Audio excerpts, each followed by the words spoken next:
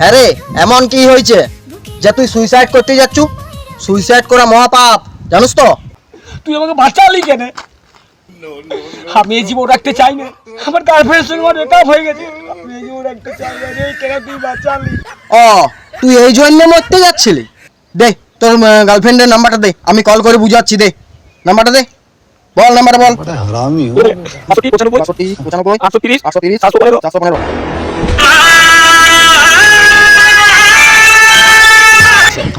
এ ভগবান, আমারই মেরার দরকার, আমি আর রাখতে যাইনি, আর ভালো লাগে না রে, আমি